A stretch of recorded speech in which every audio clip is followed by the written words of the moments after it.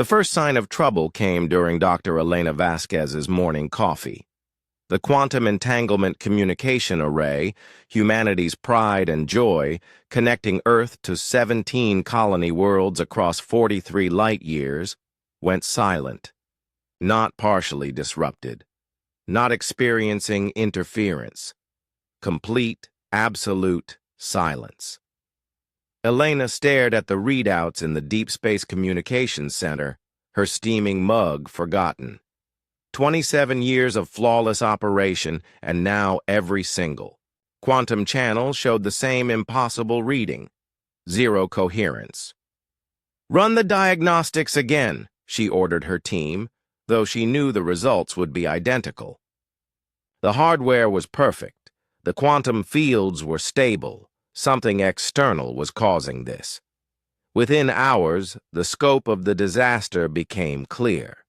Not just the quantum arrays, but every form of electromagnetic communication Earth possessed had been systematically jammed.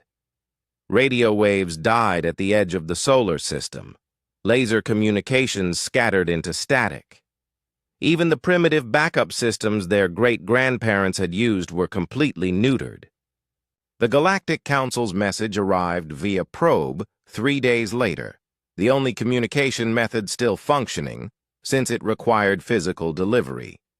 The holographic projection materialized in the emergency session of the United Earth Government, showing the familiar squid-like form of High Counselor Zethkri. "Greetings, humans," the alien said, its translator rendering the words with mechanical precision.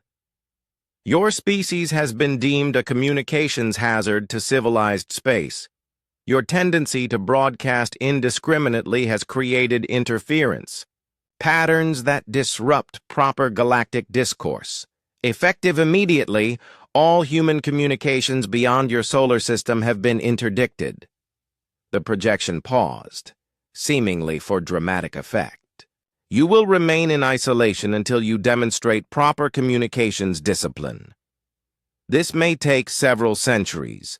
The jamming field is powered by technologies you cannot comprehend and maintained by a network of stations you cannot locate. Do not attempt to resist. This decision is final." The hologram flickered out, leaving the assembled leaders of humanity staring at empty air. President Chen Mei-Lin was the first to speak. "Options?" General Morrison leaned forward. "We've already tried everything conventional. The jamming field extends roughly 2 AU beyond Pluto's orbit. It's not physically there. Our probes pass through without detecting anything, but it stops every signal we send." "So we're trapped," whispered someone from the back. Dr. Vasquez stood slowly. She'd been thinking about this for 3 days, running calculations that seemed impossible until she considered the impossible. Not necessarily. All eyes turned to her. The jamming field has to have a power source, and given its size and scope, that power source would need to be enormous, star-level enormous. "You're suggesting they're drawing power from Sol?" President Chen asked. "No," Elena said, her voice gaining strength. "I'm suggesting we are." The silence that followed was deafening. "Explain," General Morrison demanded. Elena activated her tablet, projecting her work into the room. "The field is clearly sophisticated. It can distinguish between human technology and natural stellar phenomena. But that discrimination requires constant analysis and adjustment. It has to be reading our sun's output in real time to maintain the barrier." She highlighted a series of equations.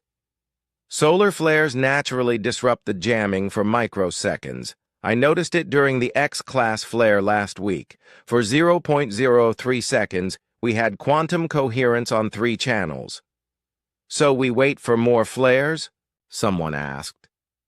"No," Elena's smile was sharp as a blade. "We make our own."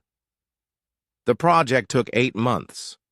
Humanity had been tinkering with stellar engineering for decades, small-scale experiments in contained fusion. attempts to understand solar magnetic field manipulation. But this was different. This was weaponizing the sun itself. They called it the Helios Protocol.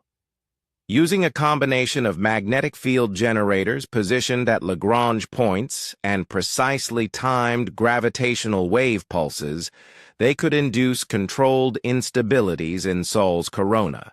Not enough to harm the star. Humanity wasn't suicidal, but enough to create artificial solar flares of unprecedented magnitude. The first test was scheduled for exactly 1 year after the jamming began. Elena stood in the command center, surrounded by the brightest minds humanity had ever assembled. The magnetic field generators were online. The gravitational wave transmitters were charged.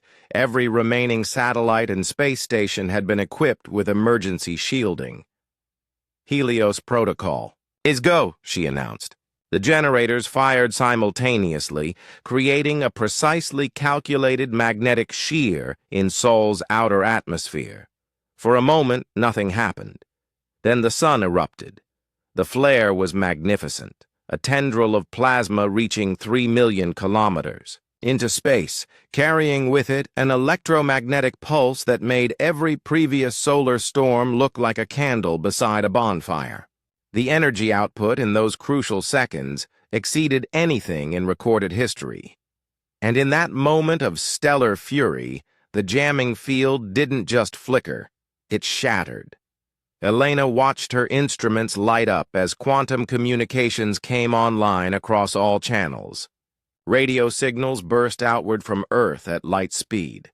The colonies, silent for a year, suddenly flooded the networks with messages of joy and relief. But Elena wasn't done. "Transmit the package," she ordered. The package was humanity's response. To the Galactic Council, a compressed data burst containing complete technical specifications for the Helios Protocol, along with detailed gravitational maps of every G-class star within 100 light-years. The message was simple. We know where you live, and now we know how to make your sons dance. It also included a more diplomatic addendum. Earth is open to renegotiating our communications privileges. Please send your response via standard AS quantum channels, which we will now be monitoring continuously. The response came within hours. High Counselor Zethkri appeared via quantum hologram, no longer speaking from a position of absolute authority. "The Galactic Council wishes to discuss a compromise," the alien said carefully. "Perhaps we were hasty in our assessment of human communications discipline." Elena sipped her coffee, her first truly enjoyable cup in over a year, and smiled. "We're listening." Behind her, through the observation windows, Sul continued its eternal burning, no longer just a source of life for Earth, but a reminder to the galaxy that humanity would not go quietly into the dark. They had turned their own star into a weapon, and the cosmos had taken notice. The age of human isolation was over. The age of humanity as a galactic power had begun. And it all started with a simple truth. When you try to silence humans, they find new ways to make themselves heard, even if they have to make the sun itself scream their message across the void.